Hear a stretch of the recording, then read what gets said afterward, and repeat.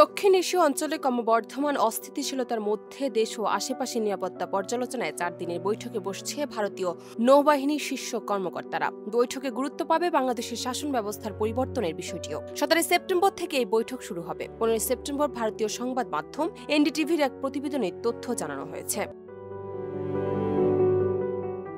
প্রতিবেদনে বলা হয়েছে, বৈঠকে বাংলাদেশের শাসন ব্যবস্থা পরিবর্তনের বিষয়টি আলোচনায় আসবে বলে আশা করা হচ্ছে। এছাড়া আরেকটি প্রধান উদ্বেগের বিষয় হচ্ছে চীনের ক্রমবর্ধমান তৎপরতা এবং পাকিস্তানকে সামরিক সহায়তা।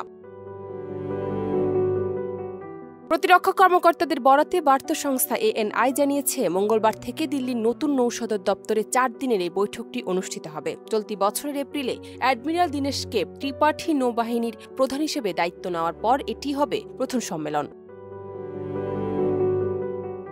এনডিটিভি জানিয়েছে, সম্প্রতি লখনৌতে জয়েন্ট কমান্ডারদের সম্মেলন অপ্রত্যাশিত পরিস্থিতির জন্য প্রতিরক্ষা বাহিনীকে প্রস্তুত থাকার কথা জানান প্রতিরক্ষা মন্ত্রী রাজনাথ সিং। তার এই আহ্বানের পর এমন ঘোষণা এসেছে। নতুন থিয়েটার কমান্ড তৈরির বিষয়টিও সভায় আলোচনার জন্য তোলা হবে। এছাড়া নৌপ্রধান সব কমান্ডারকে সর্বদা উচ্চ অপারেশনাল প্রস্তুতি বজায় রাখার নির্দেশ দিয়েছেন। চলতি বছরের শুরুতে জলদস্যু এবং ড্রোন হামলার বিরুদ্ধে ভারতীয় নৌবাহিনী বেশ কিছু সাফল্য অর্জন করেছে উল্লেখ করে প্রতিবেদনে বলা হয়েছে, নৌবাহিনীর শীর্ষ বৈঠকে চীনের আগ্রাসী কৌশল ও এডেন উপসাগরের নৌবাহিনী তাদের কার্যক্রম পর্যালোচনা করবে। ভারতের নৌবাহিনী বছরে 2 বার কমান্ডার সম্মেলন করে। এই সম্মেলন সব সিনিয়র অফিসার তাদের কার্যক্রম উপস্থাপন করেন।